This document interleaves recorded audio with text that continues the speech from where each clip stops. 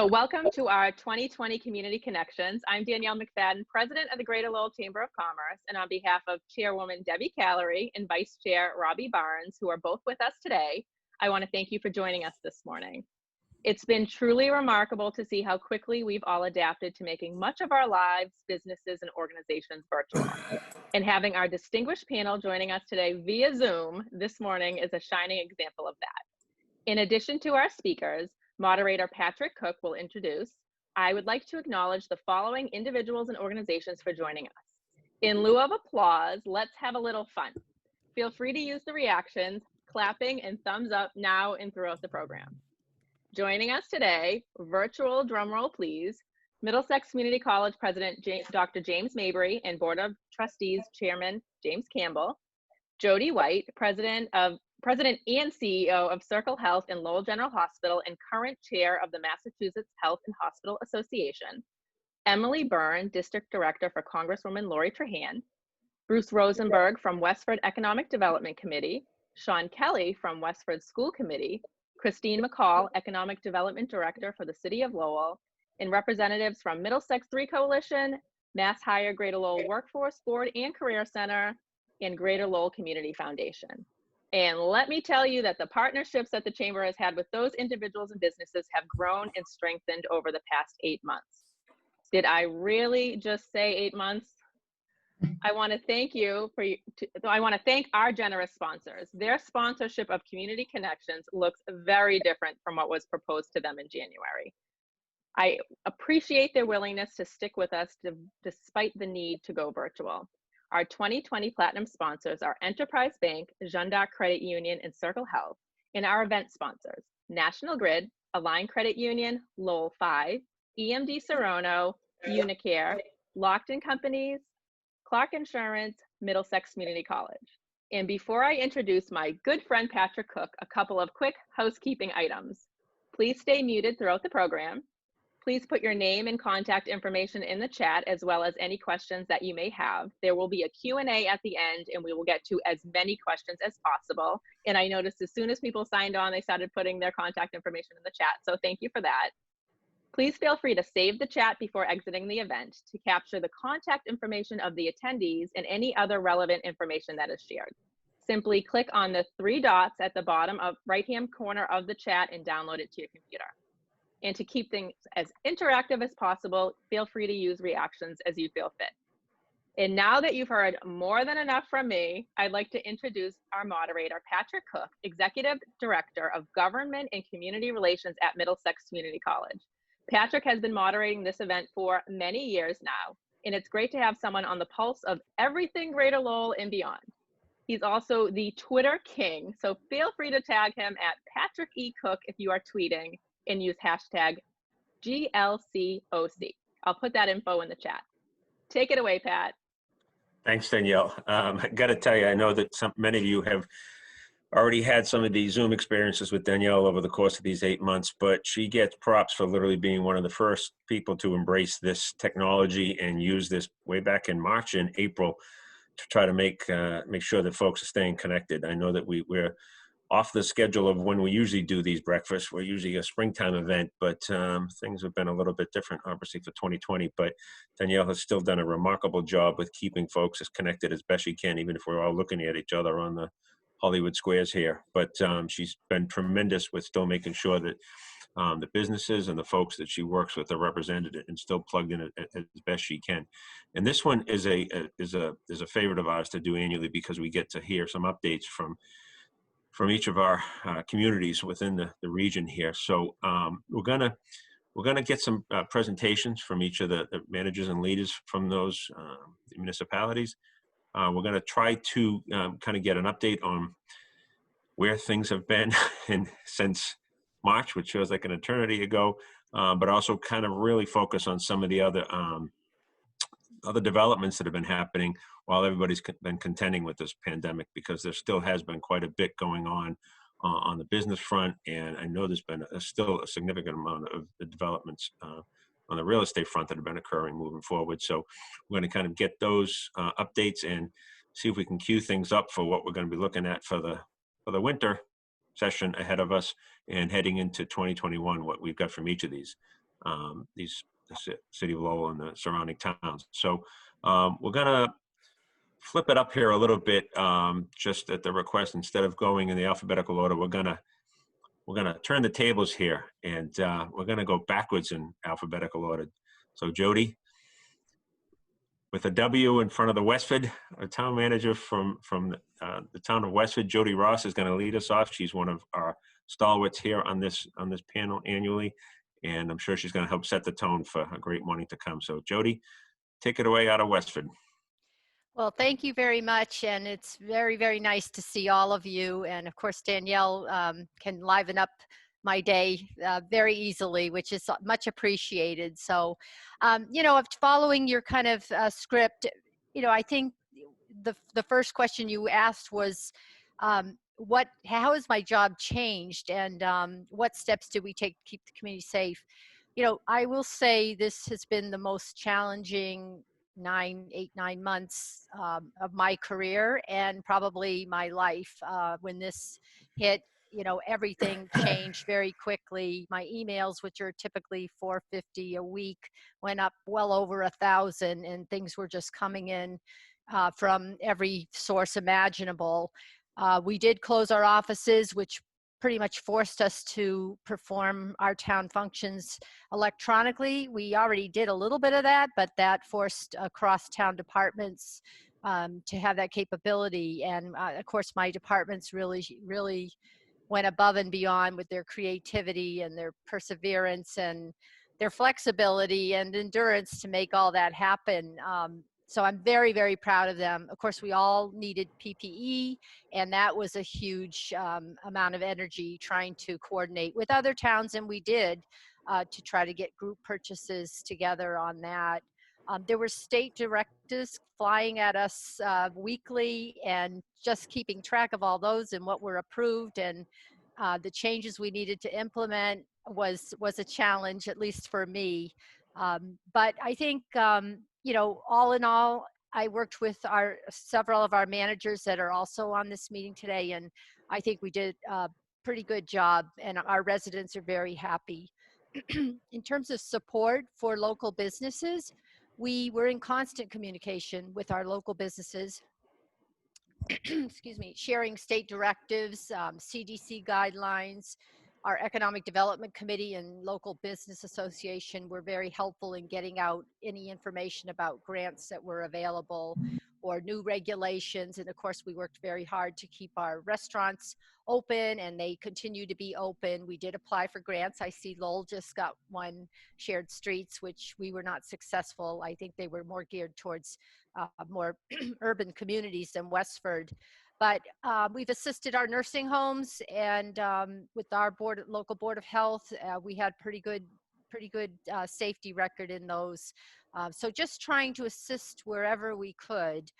In terms of what you can do, I think supporting our local businesses is really important, and our restaurants, and doing what you can to buy local is certainly helpful. And I think advocating both of our state and our federal officials for revenue enhancement would certainly assist our towns, because of course our revenues are down, and I think that's going to continue until this pandemic is over. Things like the CARES Act and that funding is going away December 31st. So I'm very hopeful that there's something going to continue. I want to give a shout out to Jodi White. We had weekly calls with Jodi about Lowell General Hospital and Circle Health in Westford, and that was extremely helpful during the pandemic, which at the beginning when things were getting a little out of control, and that was extremely helpful for our town in terms of tracking, testing, tracing, taking care of ill people. So positive, you asked the positives that have come out of this. And, I think the participation in meetings has been a real positive, because people can participate remotely just like this. We had one public forum that over 700 people participated. And I'd say typically at selectmen meetings, it's 70, 80 people, which is more than can fit in the selectmen meeting room. So that's been really wonderful. And I think the convenience for our residents and our businesses and how they can attain town services remotely, we have vastly improved that over what we did before. Our town hall did open to the public June 22nd, but we get very few people in, mostly town clerk, permitting, and tax collection. The voting, I think, has been a good thing for our communities too, in expanding, mail-in and early voting. So I also think that the camaraderie has improved in the meetings. Just like before this meeting, we were all chatting online, and you don't usually do that at a table when you're about to meet. You sit there and wait for the meeting. So that's been a lot of fun too. So I think in terms of what's going on with business, it is slow in Westford. I mean, they are struggling. New businesses haven't really, not too many. A couple small restaurants have opened, but new businesses are not really coming in right now. But we are trying to assist those businesses as much as we can. Real estate is very strong, and home building is continuing. But I think people are all waiting to see what happens this winter. So that's my little summary, and I'm happy to answer any questions. Thanks for that, Jodi. I think what we'll probably do here is we'll try to pull up the questions and get to them back at the end after everybody's been able to give their overview. I know Danielle's already got some coming in, and for the rest of the speakers, just one of the quick questions or comments that's already come in that maybe we can infuse into what we're talking about now moving forward. It's just talking about the number of businesses that have had to reduce their production or in some cases closed, and what that's going to mean in terms of state revenue, and how that's going to be impacting some of your cities and towns moving forward into 2021. So keep that in mind in the background here. Danielle, I just wanted to say I was told there was breakfast here at this breakfast, but all I have is a cup we of coffee. haven't quite figured out how to do that, but for our annual meeting that's going to be the end of November, we are going to send out power packs. So stay tuned for that. Something to look forward to. Great. All right. Continuing backwards in the alphabet here, we're going to toss it. Where'd you go, Matt? We're going to toss it to Matt Hanson up in the town of Tyngsborough. Matt, if you could unmute and join us here. Sure. Good morning, everyone. Danielle, Patrick, thank you for having me back again this year. All the other managers as well. It's good to see you. For some of you, it's been several months. It's certainly been a while since we've all been able to get together. So I think it was a great idea to have this virtually. I'm happy to see we have 73 participants on the call, and we're still going to be able to get our message out and have that good back and forth with so many people in the greater Lowell area. I think this is a great forum every year, and these are some good questions. So to start at the top, your question about what we've done to keep our community safe and how our job has changed. That blends a little bit with some of the other questions, but I just wanted to start by thanking our Board of Health and our public safety staff and our inspectional services staff. They've had a tremendous job with the additional inspections to ensure that our businesses are safe and essentially our residents are safe utilizing all of our businesses in town. They've done a fantastic job. They haven't complained once about all the additional work that they've had to do. They've just done it because it's the right thing to do, and they've had to step up. And so I really want to thank them, and then just thank the residents for all their patience and cooperation, whether it's dealing with town services or dealing with businesses in the community, or just following the local guidelines, and orders from the governor. The residents, by and large, have done a fantastic job. Tyngsborough, along with some of the other communities in the greater Lowell area, some of us have gone from the yellow and now into the red and back and forth. But I think overall things have been pretty stable. I know in Tyngsborough our numbers have been stable every week, right on that yellow to red area, but it can only be the difference of 1 or 2 cases per week that is really making that difference for us up the town our size, around 12,000. So thank you to all of them. Regarding what we've done to keep our community safe, some additional steps. Obviously, everyone has had to modify their buildings with PPE and signage and hand sanitizer. We've done a lot around public messaging. We have a dedicated COVID-19 webpage as part of our website where we post important updates, all the important updates, some of the things I'll talk about a little bit later on. Obviously, we've been posting all that on social media. We have linked email alerts to our COVID-19 page, people who just want COVID-19 specific updates. every time we post an update, you can get an email directly to your inbox. We've utilized message boards in our town center to inform people about the state alerts and state text messaging and what's changed in town. So that's just one more avenue to reach residents in the community. A lot of people are on social media now, so we've created some weekly video updates. We were doing that pretty regularly early on in the pandemic, but as things have somewhat normalized with the new normal, we've stepped back from that, but there was a time when we were doing weekly video updates. That included myself, the chairman of the Board of Selectmen, as well as our public safety and public health staff. We've definitely, regarding how our job has changed, definitely had to be a lot more flexible with staff and our public meetings.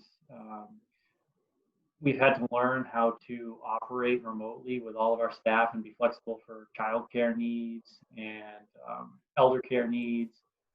It's been an evolving landscape. As Jodi mentioned early on, there were a lot of changes at a daily or weekly basis early on that we had to react to. So it required a lot of additional hours, a lot of additional work. I think things slowed down for the first month or so, and then once people got used to Zoom meetings and working remotely, things picked up and have been busier than they ever have, at least in Tyngsborough. It certainly was not a permanent slowdown. Things have really picked up. And we've had to take a much closer look at our budget, our revenue, and our organizational structure. Every time an employee leaves, we have to really look at the budget with a fine-tooth comb, and are there any opportunities to restructure or do things more efficiently or incorporate new remote access into jobs, whether it be for existing staff or even we're thinking about that now when we're trying to attract new talent. What flexibility are we going to need to provide to attract new talent who want to come and work in Tyngsborough, because those staff who may want to work here might have significant needs, just like some of our existing staff do with childcare and other issues. So it's been a changing landscape, but overall, it's been a good challenge, and my staff have been fantastic in reacting to it. So a big thank you to all of them. Regarding support specifically to local businesses, we've done a number of things. We created an 8-page local business guide where we put all the information that we could together regarding local and state offerings, the Small Business Assistance Program, financial resource guides, information on mass hire, the Paycheck Protection Act, loan programs, as much information as we could. And we posted that on our website, our COVID-19 page, social media, and we're encouraging people to share that with businesses as much as possible. Obviously, a lot of businesses have been reaching out to our community, our planning department, and my office on a regular basis, asking for assistance and guidance, and a lot of questions about zoning, and I'll get into that a little bit more. So it's been good that the business have been reaching out to us proactively, and we've done a lot of work proactively reaching out to them.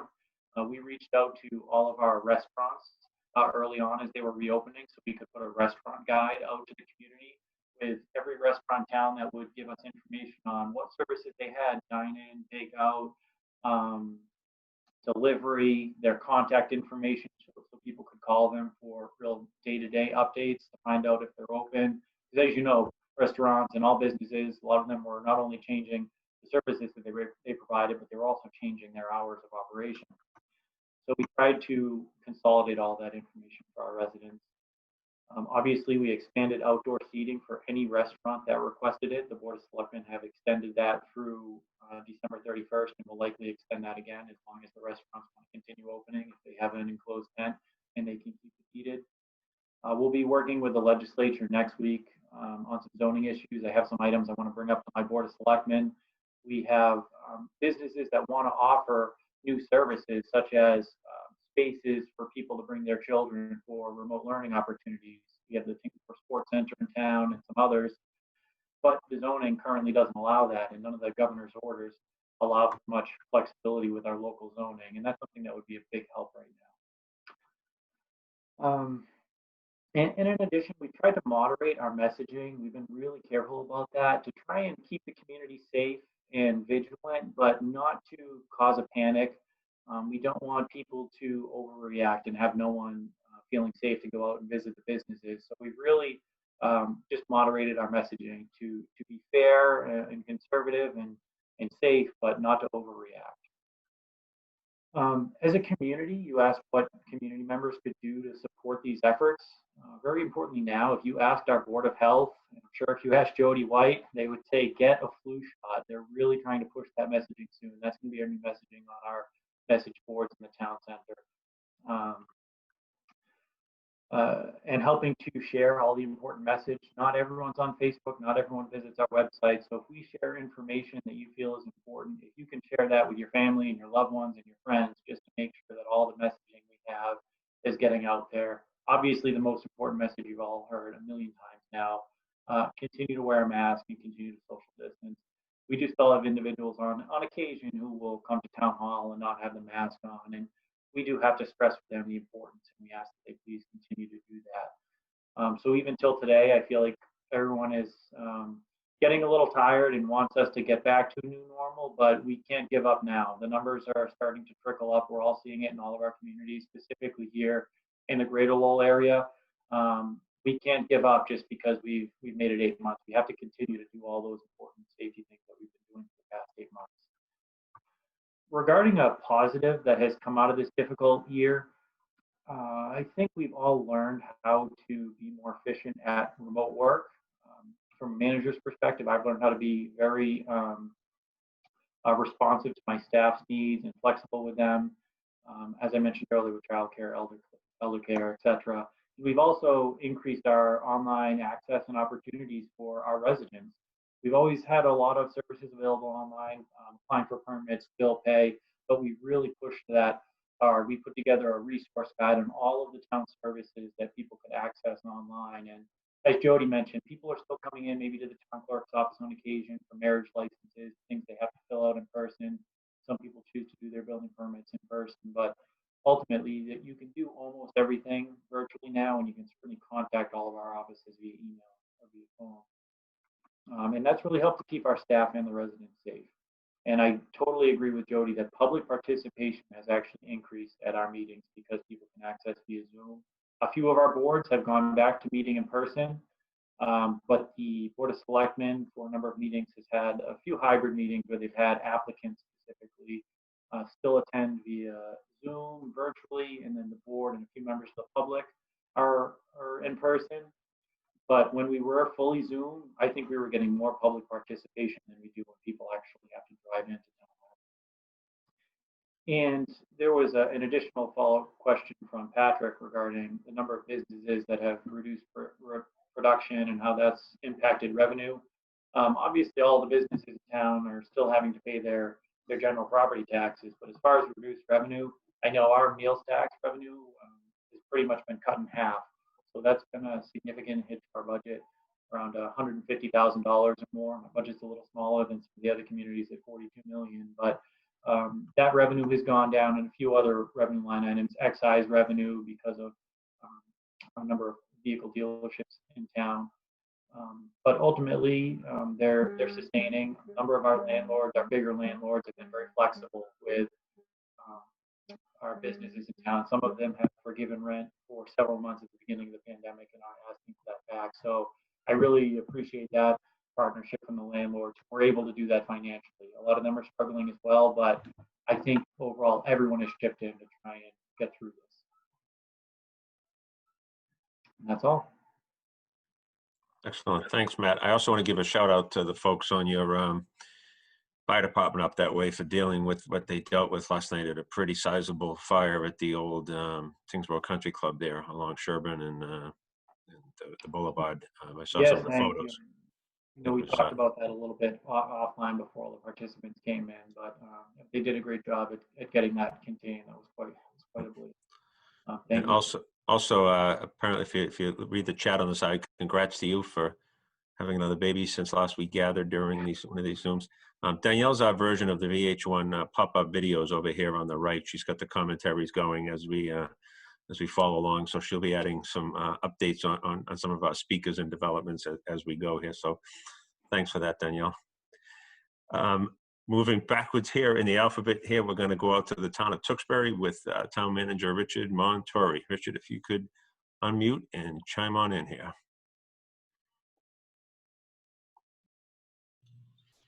Good morning, and thank you for the opportunity to join you today. It's always a pleasure to get together with my colleagues from the area. A lot of what I'm going to say is going to be redundant to what Matt just talked about and what Jodi talked about. But just following along the lines from what Matt mentioned early on in his discussion, I also want to thank all of the public health officials, not just in Tewksbury, but in all of the communities who really have worked hard since this pandemic started. I think there is a group of individuals in all of our communities who are really the unsung heroes, and those are the public health nurses in each of our towns that have bared the brunt of the work in this pandemic, because they are responsible for dealing with any of the contact tracing, following up with any cases in the community. In some towns, they're part-time positions and they had to jump to full-time positions. I know each of the communities helped out with each other in getting through that workload. But they've had a lot of pressure since March. And I know in the case of our public health nurse, she's done a terrific job, and I'm sure that that's the same for all of the communities. So recognizing them, I think, is an important first step when you think about what's been going on since March. Also, similar to what Jodi and Matt mentioned, Jodi White was extremely helpful to us since the pandemic started, in giving us a briefing every week and assistance every week on what was going on in the area. So that was helpful. And then lastly, before I jump into some of the specifics to Tewksbury, I want to thank my colleagues in municipal management for the past 6 months or so for being there to talk to work with, to bounce ideas off of, and just to be there to talk about some of the pressures that were facing us in working through issues. It was very helpful in getting through this pandemic. And obviously it's still not over, so we have still a great amount of work to do. But what's changed, obviously, as everyone's mentioned, since March, at least for me, and I'm sure for everyone, every decision we make now, no matter what the decision is or how we approach a decision in town, we have to think through how the effects of COVID and what do we need to do in regard to protocols, reviewing guidelines, ensuring that we're meeting all of the safety and health standards that need to be met. So anything we do nowadays, that's in the back of our mind. And that's added a bit more, another level of work for us to ensure that we're following all the proper guidelines and protocols. So that has changed, and that impacts us when we're developing financial plans, when we're starting a project in the community. In Tewksbury specifically, we broke ground at a new center fire station, and we spent a lot of time on COVID-19 protocols and safety guidelines before they started. Any type of work we're doing in the community, whether it's our DPW or police and fire responding to calls, everything now for us, we have to really think about what the safety measures and health measures are in regard to COVID. So that's been the biggest change for us. But we've done a good job in ensuring that the community has been safe, that our employees have been safe, similar to the other communities here today. We had staff back in the office the first week in June, fully staffed operations in all of our buildings, with the exception of the senior center. We opened to the public sometime towards the end of July, once we installed all of our proper safety measures. The only building that's not open to the public right now is the senior center, and that's going to take a little bit more time understanding what needs and what safety measures we have to put in place if and when the senior center opens up over the next few months.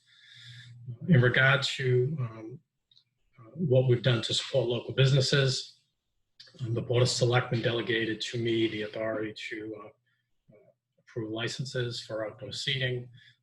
We worked closely with all the businesses in developing reopening plans. We provided guidelines early on in the process to businesses on protocols they should follow when developing reopening plans. The assistant town manager, Steve Sadvick, was responsible for meeting with businesses and being the point person and helping them reopen and putting their plans in place. And overall, we were flexible with businesses and understanding what their needs were to reopen, whether it was zoning issues, whether it was guidelines that we probably would normally enforce. We were more lenient in those areas just to give them an opportunity to open back up. Where we go from here, we'll probably extend any of the licenses for outdoor seating because that deadline's coming up. We'll probably look at any other assistance we can provide businesses to be successful over the next year. But again, that's still evolving as everything else is evolving for us on a daily basis. From what a community can do, community members can do to support our efforts, again, has been mentioned by Jodi and Matt.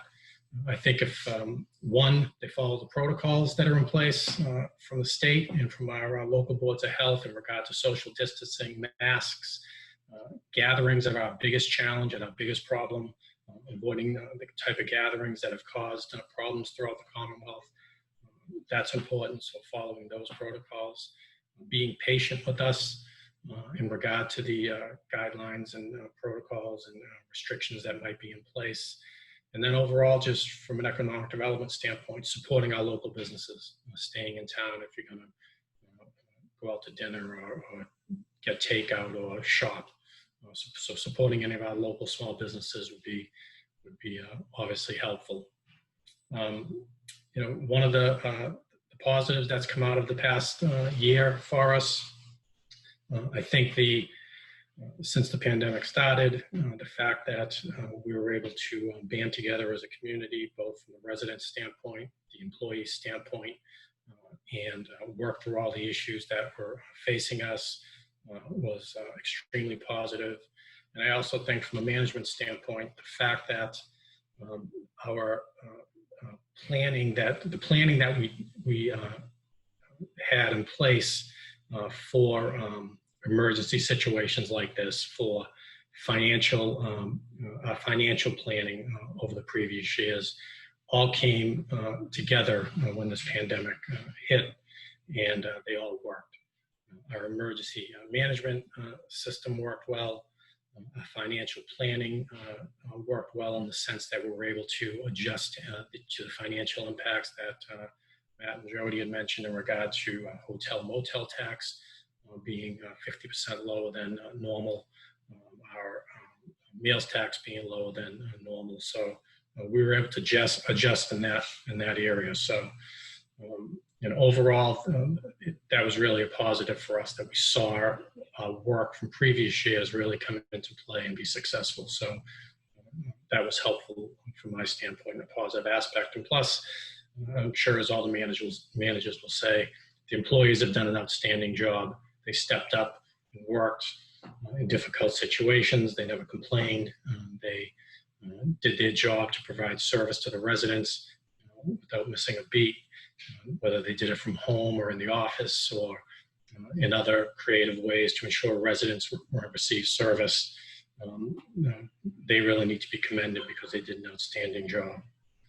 So that's how we've done over the past six or so months. We're still working in a positive direction in town. As I mentioned, the Center Fire Station project broke ground.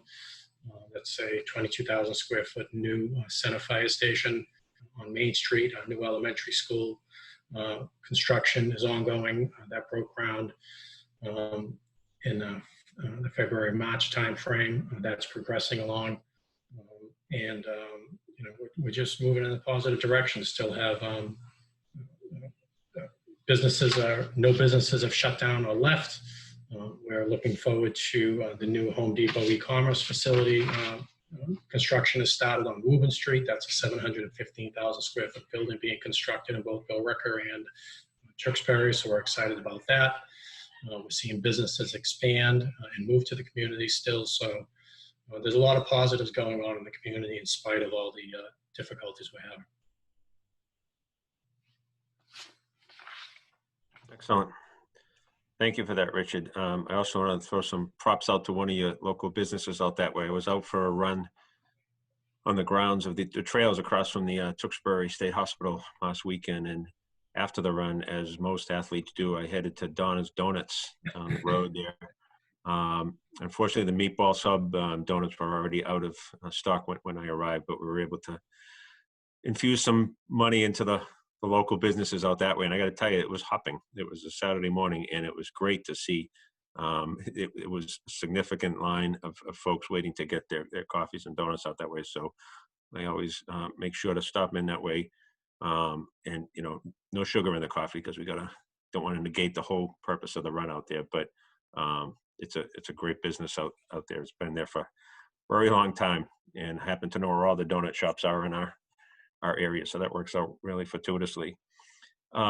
Just before we're going to continue down the road here to Lowell, I want to mute my phone in the background here.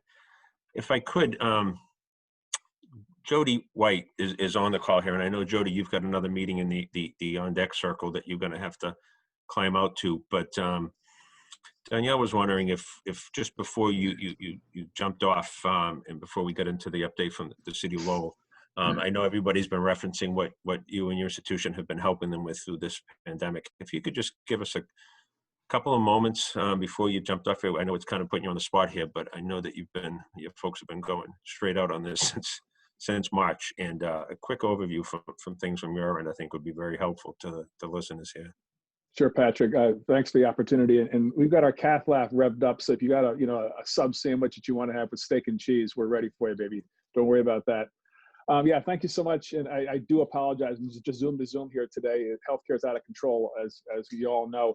But with your support, and I really mean this, with the support of the community, all the managers here that have been putting tireless hours in, and we've just been a little help by trying to keep the communication going. Our 1,250 nurses and almost 4,000 people working at the hospital 24/7 are working hard every day. We have, I think, 12 or so COVID patients with us this morning. That's way off our highs of before, and I'm hoping that the three things that you guys are preaching this morning will continue to set in, and that is you're wearing a mask everywhere possible, that you are social distancing, you have to social distance, and that you are maintaining hygiene. Sorry, my dogs are going crazy. Hang on one second here. So do all that for us, please. We continue to be ready, willing, and able to go. We're campaigning Safe With Us. Too many folks are still concerned about coming to the hospital. So if you have a chance to talk to folks, they are safe with us. We're probably the safest place on the planet, given all the stuff we put into keeping people aware, safe, and getting care. Too many folks are putting off care, and that's leading to some complications that we just don't need. So encourage folks to go to their PCP, come to our urgent care centers, come to the hospital. We're happy to help. And above all, I just want to say a big thank you. The city managers, Eileen, Donoghue, the town manager, the chancellor, all the things that have been going on is a partnership. This pandemic continues to nag us, and it's going to for the next year, but we will get through this all together because we work hard together, we row hard together, and we win together. So with that, I'll just stop and say thank you so much, and I do apologize, I got to bounce. No, again, thanks for jumping in on the spot, Jodi. I know it wasn't planned, and also thank you for, it wouldn't be a Zoom meeting without some type of a dog barking in the back of one of us as we're going here. So it's much appreciated. Usually my new puppy is climbing over my shoulder during one of these, which is why I came to the office. But seriously, thanks for everything that you and your troops have been doing throughout this from day one. I know you haven't let your foot off the gas, and it's recognized and very much appreciated by all. So. Okay, we're gonna toss it over to the big city of Lowell here with City Manager Eileen Donoghue. And Danielle, I gotta tell you, you are crushing it on these pop-up videos here. We found a new side gig for you. I'm trying. This could be a really fun event that we're gonna have to do. I'm loving this. If you I'm gonna pull you into all my future Zoom meetings so you can do the subtitles on to the right here for the chat. So we're queuing you up for the city of Lowell, Danielle. So while City Manager Eileen Donoghue is giving us a report, start doing your research on some fun city facts here. Manager Donoghue, if you could take it away. Well, good morning, everybody. And I want to thank the Chamber, thank everybody on the call for being here and kind of normalizing this very abnormal condition and climate that we've been in. You know, I could concur with everything that the prior speakers have said. It's kind of hard to remember pre-COVID at this point, because what was life like before?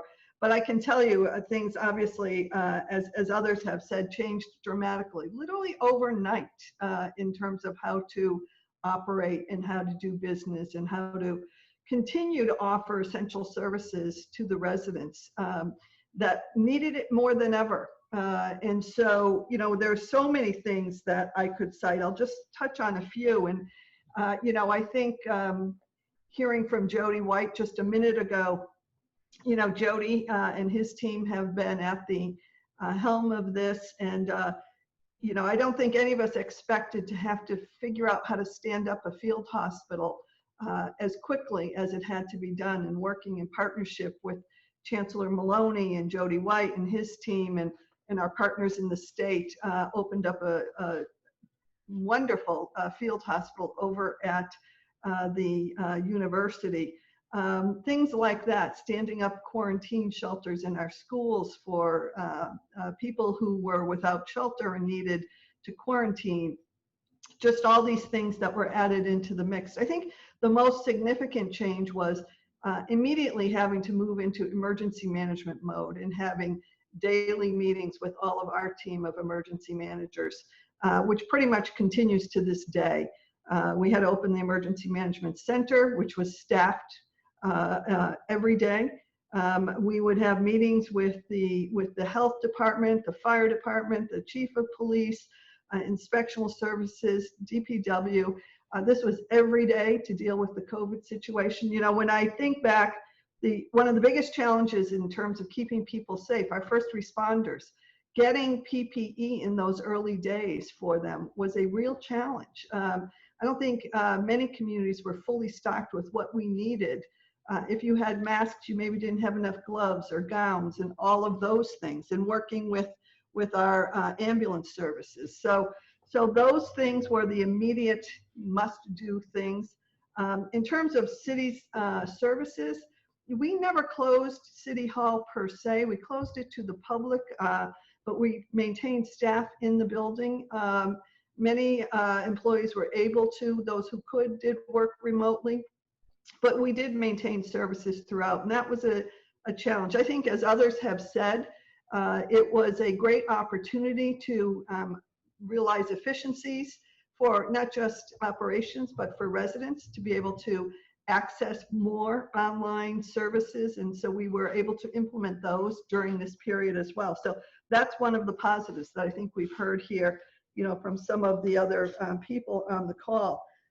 So it has changed how we do business. We finally did bring people back a couple of months later, once we followed those guidelines of reopening a business, social distancing, plexiglass, all of the infrastructure improvements that had to be made in all of our buildings and all of our offices, implementing a very strict hygiene and cleanliness schedule. And so those are all just new ways of making sure everybody was safe. And you know, fortunately, I think for all of us, everybody pitched in. It really was a team effort, and things went, you know, very smoothly, all things considered. When you talk about, you know, other things that we were able to do, you know, we partnered with the state and with CBS with being the first rapid testing site, the only rapid testing site in the state for 7 days a week for the first months of the pandemic. That was very, very helpful for our residents. We were able to not only test many, many residents, but we were also able to contact trace quickly. It required a massive, you know, detailed presence of police, but that worked out. We also continued with the Stop the Spread campaign until we went into the green, and then that was suspended while we were on the green chart. But I think those things were helpful. We were able to utilize our school nurses. to assist our public health nurses. We had about 25 additional nurses that were able to pivot and do contact tracing for us in the city. Again, hugely important in terms of containing the spread and containing the virus, and having that local follow through with every single contact. So these were things that we never had to do before. We found ourselves faced with making these changes and decisions and learning as we go. As it's been said many times, it's building the airplane while you're flying it, and that truly describes, I think, the experience of all of us who have had to deal with this. At the same time, let me just go to the second issue, and that's what have we done to support our local businesses? Because as we know, and as has been said here this morning, our local businesses are really, really suffering here in terms of the pandemic, and it continues. I think the summer months gave some relief through the state regulations, but we had to do all we could to help them. I'm just going to highlight a few, and I'm going to give credit to Christine McCall, our Economic Development Director, who really is the one who came up with and was the author and of all these initiatives, together with Danielle McFadden. Thank you, Danielle McFadden, for working with Christine, because the Chamber has been great. Let me talk about the first one. It was hashtag Lowell Takeout. And this was a partnership with the Chamber. I know the mayor participated, and it really was guerrilla marketing for an incentive for folks to go out, take pictures of their favorite places, post them to social media, win a gift certificate. So it was a fun, exciting thing, and it gave relief to those businesses who had been shuttered before that. We established a small business emergency grant program where the small businesses were awarded up to $5,000 for, these are small businesses, independently owned, kind of what you'd consider the brick and mortar sellers, the mom and pop shops, who were really struggling, whether it was for restaurants, retailers, personal services. And these funds could be used for short-term things like rent, like utilities, things that they weren't getting assistance for. And that made a difference in a tight period of time when their business fell off a cliff. We also set up a marketing grant program for small business, and that was awards up to $2,000 a business. And that was to provide them with new online tools and strategies that maybe they hadn't looked at or had the time to look at before. And again, I think the Chamber and Christine were instrumental helping these businesses adapt to a new way of doing business. We set up a parking relief program. This was important in the downtown so that restaurants who were depending on takeout could get free parking and reserved parking in front of their businesses so that people could get in and out quickly without having to worry about paying the meter. I think one of our most successful programs was the Streetery program. And as has been mentioned, we purchased jersey barriers, vinyl coverings for the jersey barriers to give restaurants that expanded outdoor space. That was very, very successful. We just extended that Tuesday night until December 1st because it has been so successful. And we will look at how we can do a winter pilot because our restaurants are asking us to do that. We were successful in getting Mass.dot Shared Streets grant the other day of about $70,000. We had gotten a prior one. This is our second, and we intend to use those to buy things like the propane heaters and winter strategies for these outdoor streeteries. We established a Lowell Business Recovery Task Force, and this was a partnership with business community and other city partners to communicate and assist businesses. We also had a fun thing over the summer called Downtown Live. As many of you know, the summer is a big draw for our restaurants and businesses downtown. We have normally the Boarding House Park concert series that goes at least 2 or 3 nights a week. The Lowell Folk Festival is a huge draw, and those were all naturally off the table this year. So what we did was we hired musicians, buskers for corner entertainment, so people could come down in smaller kind of outdoor venues, not the big concert venues. Walk around, go to a restaurant and get some ambiance and entertainment. And that was a successful as well. I think the other thing is, you know, we have our COVID-19 webpage, very successful. And I know Danielle and the Chamber have done an excellent job communicating updates to area businesses. And I want to thank you for doing that. You know, we also have had a pretty robust social media blitz in terms of communicating the most important things that we all know here, you know, face coverings, social distancing, washing hands. You know, we've done it on Facebook, Twitter, through our partners. We have it in Spanish, English, Khmer, Portuguese. And those have been, I think, instrumental as we fight this pandemic, as well as street level signage. Those have all been, you know, very, very important. And we'll continue doing that. I think the other item I'd want to point out, which you mentioned earlier, Patrick, is what's been going on with development. In the city of Lowell, I know some communities had paused construction projects. We did not. We made the decision that we wanted construction to continue during the pandemic.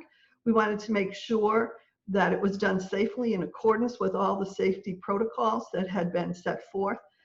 We had our health inspectors work with each construction project to make sure to inspect that these were being adhered to.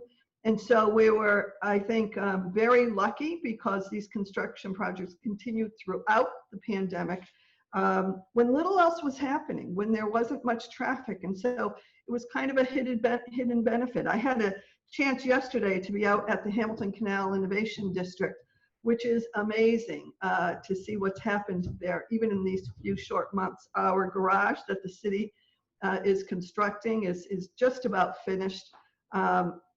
$38 million project. As I said, we never paused that. That continued. All of the street work and bridge work in the Hamilton Canal Innovation District has continued and is about finished. Wind Development broke ground and has not only broke ground, but is very much up out of the ground with steel on their project and development in the Hamilton Canal Innovation District. The Lord Overpass, you know, a big infrastructure project as you come into the city, never paused, went through the entire winter and spring and summer, is a bit ahead of schedule and is now starting to take shape. So if you come through, you'll realize you feel like you might be on a slalom course, but the fill has pretty much been completed and the project is continuing full speed. The Route 38 corridor improvement project, together with all of the walls and infrastructure that have been required as part of that project, that has continued full speed. And so there are many, many projects that we never hit the pause button on.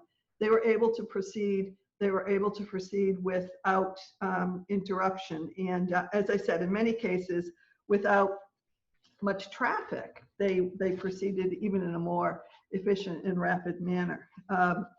Of course, the biggest project that we're looking at is the Lowell High School. That's been an exciting project. We've continued the planning for the $343 million project all throughout this, meeting every week with the architects, with the designers, with the construction managers, and that is ready to hit the ground running later this week. So stay tuned. It's going to be a 4-phased project, but a very, very exciting one and ready to get in the ground and going very soon. So so a lot has happened on the construction and infrastructure front. We've had lots of interest from developers. We have proposals in front of the council now for a very big development, 3 different developments in the Hamilton Canal, and we will be wrapping those up probably within the next couple of weeks.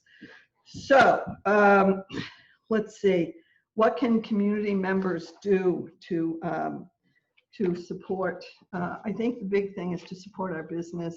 I think the biggest thing is to continue as fatigued and tired as everybody is with the same message, face masks, social distancing, following those protocols that are going to keep us safe. Again, as I said, we were fortunate. We were one of the only cities that was in the green for quite a long time. But as predicted, we started creeping up in terms of cases. We can't let our guard down, as others have said, and we need to keep the pressure on that we contain this virus. And I believe working together with all our partners, we will do just that. The budget, let me just touch on that. Obviously, as other communities have said, our local revenues are down, understandably so. We're working with our unions right now, trying to work on concessions to avoid any layoffs. I think we're getting some good success there, and we'll stay tuned. I think we will be able to batten down the hatches in 2021. As many have looked ahead at 2022, we need, it's not going to go away. We're going to have the same challenges in the next fiscal year as well. So we can't let up on our day-to-day monitoring of all financial issues. So I think that's about it. And thank you for giving me a chance to come by. Perfect. Thanks for that, Manager Donoghue. I got to tell you, I'm loving this side conversations here that people are sharing some great resource ideas and linking with some opportunities that folks can still pitch in to help some of those who are in need. And Danielle, I also wanted to echo, I saw you had talked about, supporting the local businesses. And I saw Zoe was posting on Instagram that she too is appreciative of getting takeout food instead of cooking all the time. So it's working out really well all around. So nicely done. All right, we're going to toss it over now to our newest member on this group, out of the town of Dracut, the new town manager, Ann Vandal. And welcome to this August or this October. This August group, but it's an October group this year. So welcome, and let's see what you got out of the town of Dracut for us. Thank you for having me today. Truly baptized by fire. I mean, coming into the COVID world and doing this job at the same time along with others has been a challenge, but it's been great. It was a sudden thrust into remote work, and I have to echo what everybody else is saying about their employees, that they just stepped up and did what they needed to do. We literally did not miss a step. We had our inspectors were doing everything remotely. We were fortunate enough to have remote access for them to get them out and doing inspections. They didn't even have to come in the building for 3 months. We moved forward with everything basically outside of having in-person meetings and a lot of connection personally, but we did everything we could to make everything continue. In Dracut, we have a very tight budget. We have a very conservative budget, and that really has helped us in this situation because our revenues, yes, they're down, but they are, we're still holding our own, and and that effort is really paying off at this point. I can't say enough about all the departments as a whole, but in particular the Council on Aging. That area in particular is a big concern for us. We have a large elderly population, and we wanted to make sure that their activities and interactions with one another continued. So we continue to do that with a lot of drive-through services and remote access. I'm still amazed by the 85-year-olds that are able to log on and do exercise online, and those are the kinds of things that we're doing. The library, the same situation, remotely, a lot more electronic books and things like that, and everything's moving forward. With regards to cooperation with the school, we've been working with them directly in getting them ready and to get into school. The Board of Health has moved forward and continues to do inspections on a day-to-day basis for every restaurant, every bar, every school. It's really been fantastic to see the response.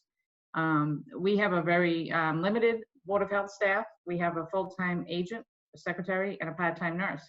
And somehow they managed to get through this without a hitch. Since June 8th, the town hall's been open, and it's just been a wonderful situation considering what situation we're in. We continue to see volatility in the budget, of course, and that is something that we're going to have to deal with, I would assume, for the next 2 to 3 years. We've been fortunate where we have the cannabis facilities that are starting to open up in town. We have one that just opened last week, and we expect to see some revenues from that. And we have 3 others that are going to be opening up in the next, I would say, 6 to 12 months. One of them is a huge facility off of Broadway Road, and it's going to bring a significant amount of revenue to the town, not only with the cannabis sales, but also with taxes. And the investments that these individuals are putting into the community are huge. I believe the renovation for the Lazy River facility is approximately $13 million, along with additional $10 million that he's working on for cultivation and manufacturing. So there's a lot going on there. We've continued to move forward with our, we partnered with Coalition for Better Acre and Common Ground in doing a 60-unit elderly housing facility and also a 9-unit veterans facility. Those projects are moving along, although some of the deadlines that for grant funding and tax credits have been pushed out. It's going to push the project out a little bit, but it still continues to move. With regards to businesses, I'd love to be able to say that we can give the small businesses, some money to keep them going and get their rent paid, but we're not in that position. So what we can do, though, is work directly with them and help them through the times that they need to be. We literally have had restaurants that are afraid to open up because they don't know how to handle it. So our Board of Health agent has been going out and helping them, literally moving the seats around. And I'm talking, very, very involved Board of Health director who also went to every restaurant, and we provided them with a placard basically that said, yes, this restaurant can have this many seats, da da da da da. And it really has worked out well. We haven't had any issues internally with COVID. Fortunately, we've been very good. The public safety has also fared well with the COVID exposure. Yes, we had a significant amount of cases at one point, but it all worked out for the benefit of everybody. We did launch a local campaign for marketing for the businesses, mostly signage. We also opened up, and we've had opened up before COVID, a business website that businesses can register on, and then we can notify them of things that are happening, or assistance and things like that. So we continue to push that. We're hoping to do an additional campaign in the next 6 months or so, or less, in order to keep things local. I know a lot of communities put up flags on their poles for the graduates of the schools and things like that. And I'd like to transform that to support the businesses and the healthcare workers and all the first responders and frontline people that have really put their life on hold to deal with this COVID situation. And we're working towards that. Of course, it's going to require some funding, so that's an issue that we got to deal with. Things that have gone really well are, we had to cancel fireworks, we had to cancel certain events, but most of those events are funded by local businesses and organizations, and a lot of them would send in their donations for fireworks. Let's say Lowell Five would be one in particular, where they sent it in, and we sent it back, said we're not having fireworks. Well, they sent it back and said, well, do something good with it. Put it towards a COVID relief issue, put it towards something else. And what we did is we took that money and we revitalized a corner in town and put a new gazebo. And it might sound minor, but it's something that the community really appreciates. So we're trying to reach out as best we can to the residents to let them know that we're still here and we're still continuing to do what we got to do. Offers for help, support from the community have been overwhelming. Everybody in the world is hoping to help and give us some assistance one way or the other, and that's been much appreciated.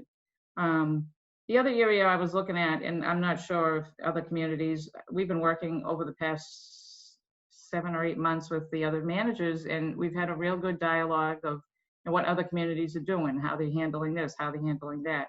So that should continue, I would think, and I think it's going to be a great benefit to the communities as a whole.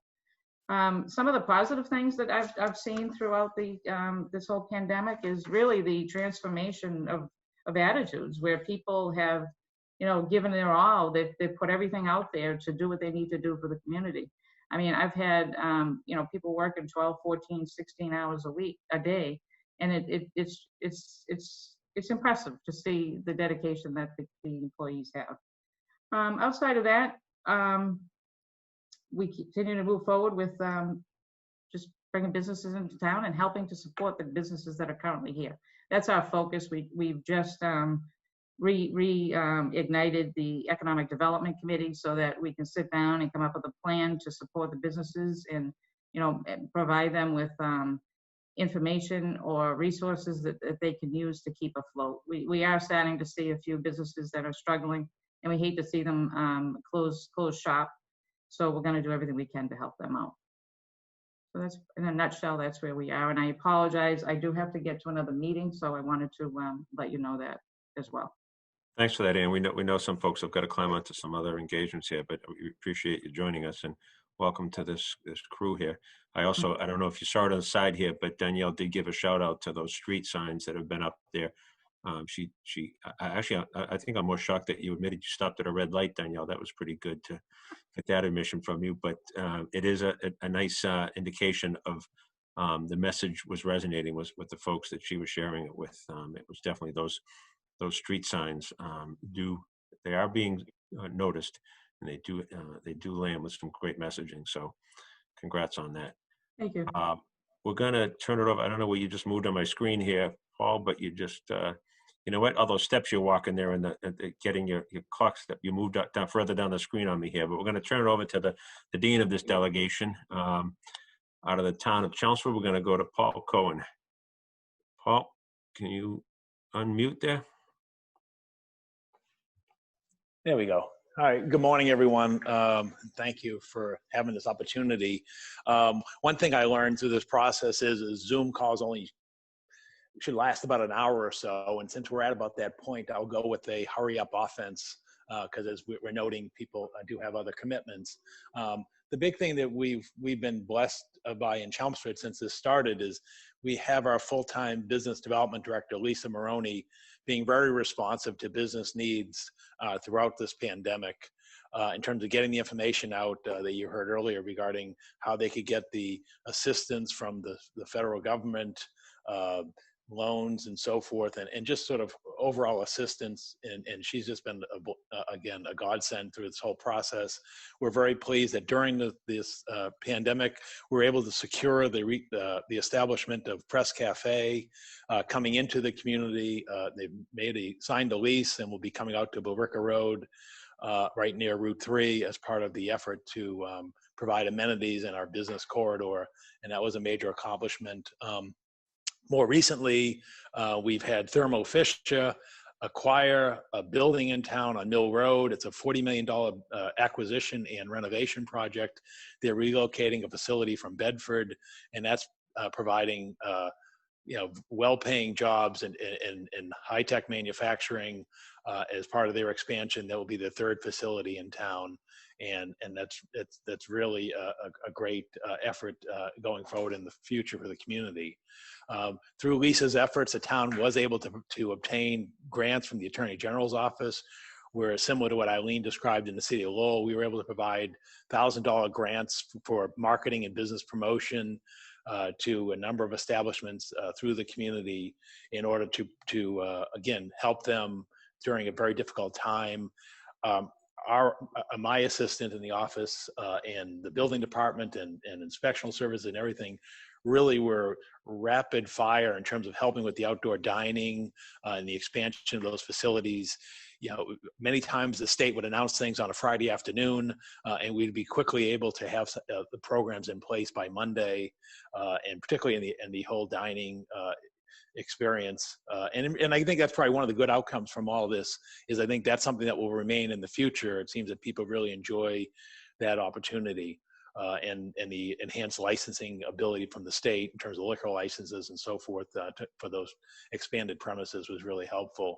And as was noted earlier by Ann, the idea of the inspectors being out to work remotely to keep the building trades and homeowners and commercial properties to get their permits and get their work done, in real time was really an accomplishment. Similar to the other towns, our doors reopened the day after Memorial Day, and we were here constantly throughout the pandemic and having the meetings that Eileen described on a daily basis with our officials. One of the things that hasn't been noted, but a major accomplishment for all the communities, was getting the schools reopened. That was a major undertaking, as you may have read about and heard about, but it's so important to provide, my sense, some sense of normalcy for the students who were able to go back in a hybrid model. They had been home from school since March, and just the ability to interact and deal in a traditional type of classroom setting, even for a part-time during the week, and just returning some sense of normalcy to those students was a tremendous undertaking in terms of preparing the facilities, and again, working with our school superintendents and so forth to have that done. Is something that shouldn't be overlooked. And I think it gives credit to how we've all as communities been able to provide the technology and support, for families. And similarly for the elders, the whole idea of keeping the outreach and communication, all the senior centers are closed, as we noted, but to keep the Meals on Wheels out there, the contact with seniors, it's all comes down to the human aspect of what we do. Again, guided by the Board of Health as the driving factor in terms of keeping people safe, and even reopen the libraries, on a modified basis to allow, people have access to internet who may not have otherwise, and providing online services for those who do have remote access, and also being able to now go into the facilities. And also something that shouldn't be overlooked through all this, with the commitments going on, the whole burden of the early voting, and this tremendous expansion, but the sort of the unprecedented effort that's been required and achieved by all of our communities in terms of getting out the ballots and making that process as smooth as possible. That would have been an undertaking in normal times, but really it's been an accomplishment during the crisis that we're in. It was noted earlier, the lack of public gatherings has been sort of a detriment. People want to get out and be part of a community, but when you have to cancel 4th of July parades and Memorial Day gatherings and so forth, it does have a concern in terms of, again, trying to provide a community, and even currently now with Halloween, the observances, and making sure that it can be done safely so the children and others can sort of, again, have some sense through this process of having, the essential parts of those little things that matter so much. So again, I think the last thing I'll comment on before I turn it back is the whole issue of budget aspects. We had our town meeting in June. We have a representative town meeting, so we're able to socially distance in the high school gymnasium, and we have our fall town meeting this coming Monday night, and we'll undertake the same exercise with up to 162 reps and getting the business of the town done. But I think the good news for Chelmsford is, as was noted in the other communities, we had our financial house in order. We saw the governor's revised budget that came out yesterday. The challenges are, is that the legislative lead has made a commitment to provide funding for level funding of local aid to the communities and the Chapter 70 educational funding and the unrestricted general government aid. But realize that is a challenge because our costs, do increase.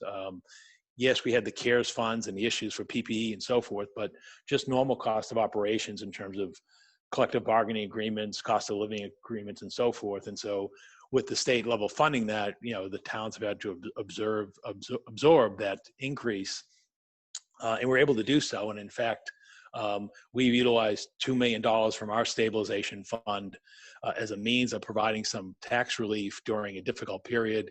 We have a $140 million budget. We have a $100 million property tax levy. We're basically at this point $3 million under the levy limit.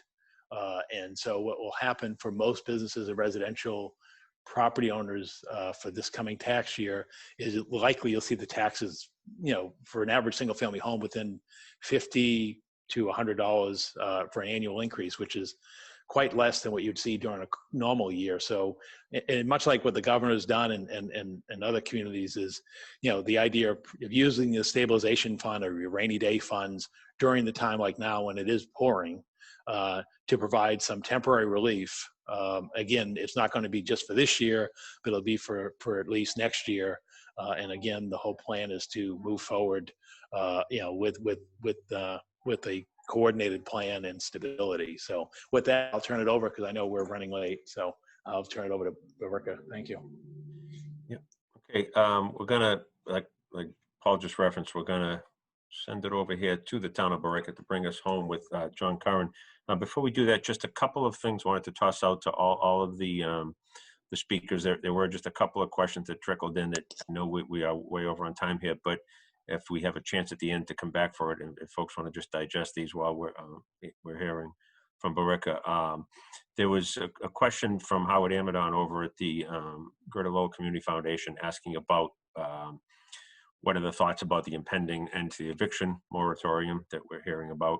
And there was also another question. I know that all of you are familiar with the town of Andover just challenged the state's calculations of the community COVID risks about the saying that like the issues they've had with the campus, the higher education campus on town and/or nursing home facilities have kind of skewed the numbers. And we wanted to hear from all of you after we're done. We got a couple of minutes here just to see if those have impacted how you've done business in terms of the COVID reporting as well. So if we could turn it over to John here, and John, you give us the report out of Billerica.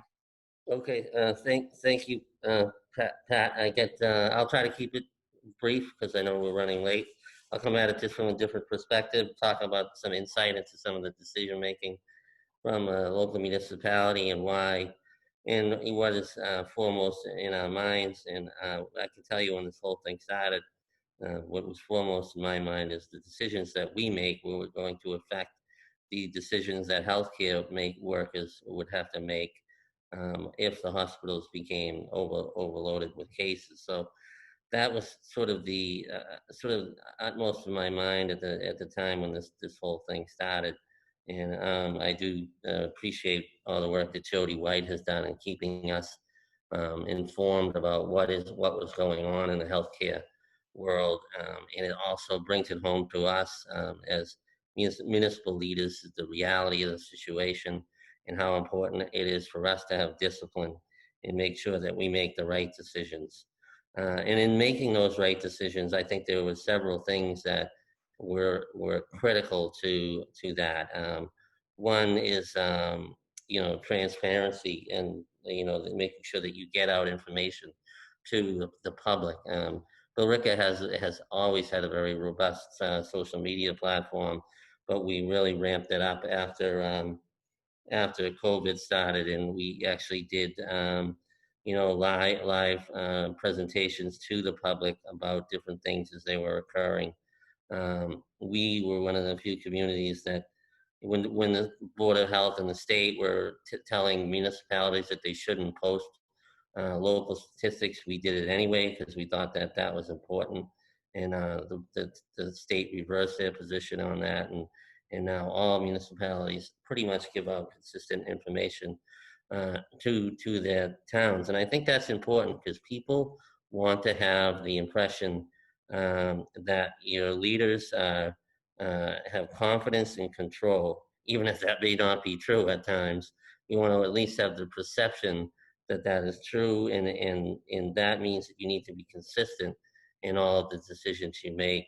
And that's difficult in this type of a climate. And I'll use my own experience as an example, which is that I actually tested positive for COVID when I was trying to break away for a vacation in July in Maine. And so I immediately, I did what I was supposed to do. I notified the Board of Health, and I contacted, 25 people were close contacts of mine. And as you can imagine, 16 of those were department heads. So I put out a press release letting the public know exactly what happened, what I did, and how I responded from a social distancing perspective. And I tried to follow all of the rules, and I did. And I think that's important because I think that if the leaders in your community are following those rules by example, you can expect more success within the community. And I think some leaders on the and the higher levels of government could learn a lesson from my experience, and we'd all be much better off. But I think that was a key component of the way municipalities responded is consistency, and trust and transparency, and a lot of things contributed to that end. One was the meetings that I had with all of my colleagues, Jodi, Rich, Paul, and Ann. We kept in touch on a regular basis to ensure that were on the same page and we were doing the same things, and the decisions we were making seemed to be reasonable. It's important to follow the science and the data. It's also important to be reasonable and not to create hysteria. And I think those were very important meetings, along with the collaboration with Jodi White. Those were things that helped to promote, I think, confidence in the public, and that the town of Billerica was making the right decisions. We tried to be very proactive in the things that we did. We did have a local mask rule that we put down about a day before the state did, so that worked out well, fortuitously. And we also, town meeting, we did sort of a hybrid of a Zoom meeting, really. We were fortunate that we had the brand new high school, and we used that technology to bring in 180 people and split them up into 11 different rooms.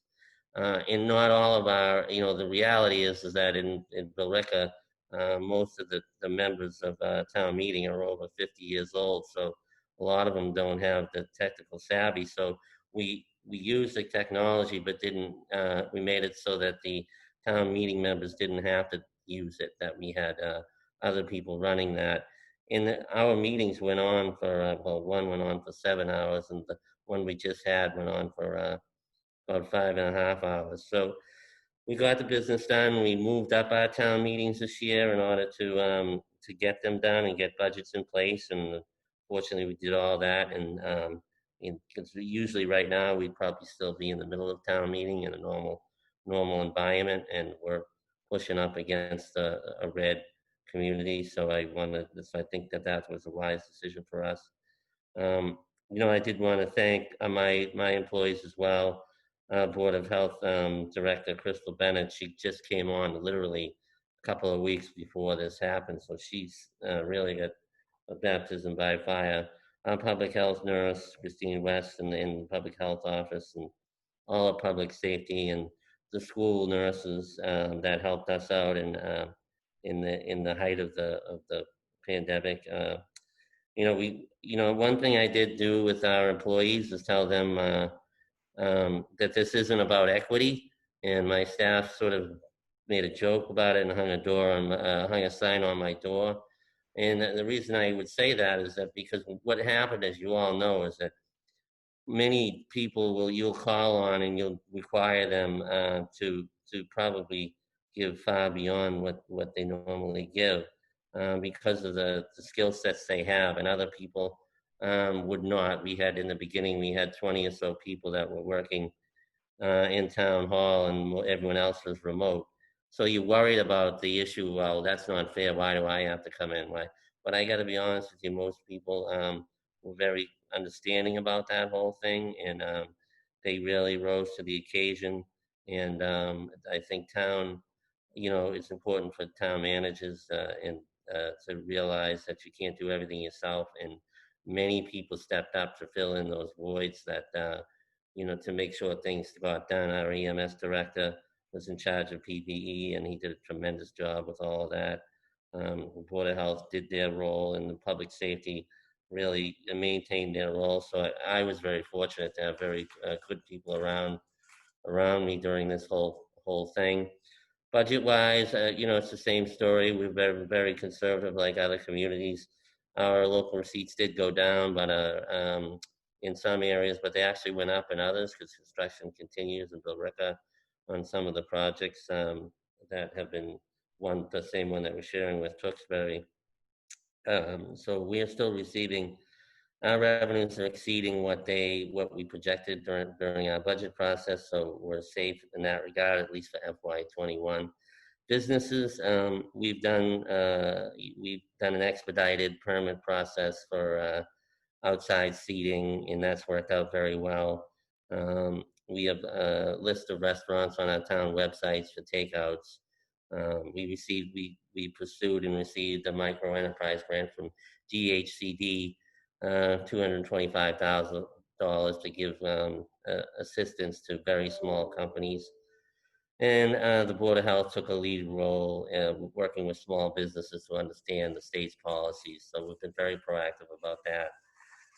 Positives that I would say, one positive thing was that for 9 years or 10 years, I've been trying to get a keyless entry system, card entry system into Town Hall, and I could never seem to accomplish it because Town Hall is open almost all the time. But for some reason, I was able to get it done in 2 days once the pandemic started. So that was a positive. And similarly, I've worked with many department heads that I don't normally work with, so it's given me an opportunity to learn more about people and that work at Town Hall. And I think the technology, it's also forced many people to accept and accommodate technology who otherwise wouldn't. So those are some of the positives that we've seen. And with that, I'll end it because I know we're running late. So. Thank you, John. That was a powerful, personal, and very much appreciated way to wrap things up here for us this morning. Danielle, I know we are way over the limit. I don't know what your expiration time is on your recording here. I'm not sure if any of the speakers wanted to address either the nursing home or the eviction comment. If so, just unmute yourself and join in. And if there's any other questions, now is the time to throw them out to the group chat there on the right.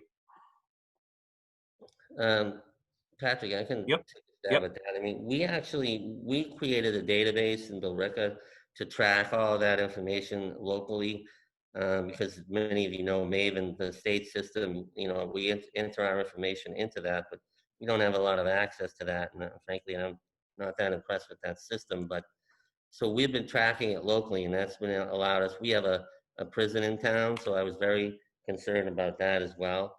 In fact, we had a spike in areas, age group of 26, but the mid-20s, and it was not. We tracked it against the state's numbers, and every age group we were running the same as the state, but we had an anomaly in that group, and I thought it was attributed to the jail, but it was not.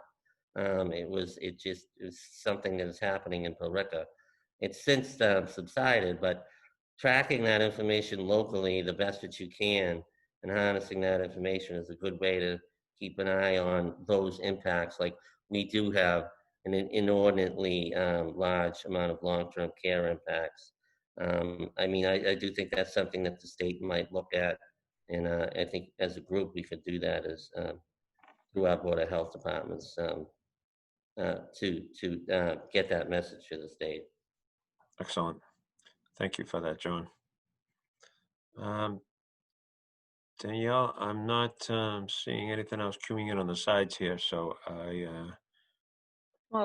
think I'll wrap it up then. I mean, This is the first time we've ever gone over. So usually I'm like, if you notice me, like if you can see me at an event, I'm sitting there like, all right, time.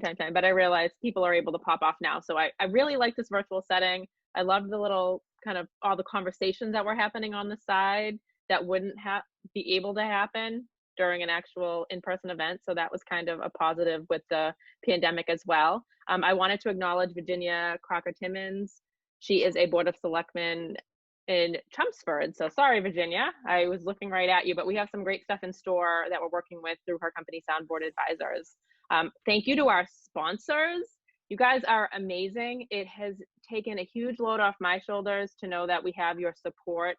Your sponsorships look very different than they did at the beginning of the year, what we proposed, and you stuck with us. We are so appreciative. So thank you to our 2020 Platinum sponsors, Enterprise Bank, Jeanne Credit Union, and Circle Health, and our event sponsors, National Grid, Align Credit Union, Lowell Five, EMD Serono, UniCare, Lockton Companies, Clark Insurance, and Middlesex Community College. We so appreciate it. Patrick, you're the best. Thank you so much. All right, folks. Thanks everybody for joining us. We very much appreciate it. And as everybody's saying on the side comments, please continue to stay healthy, follow the guidelines, and take care of your loved ones, and hang in there for the winter session here. We hope we see everybody in some version again come springtime. Nicely done, Danielle.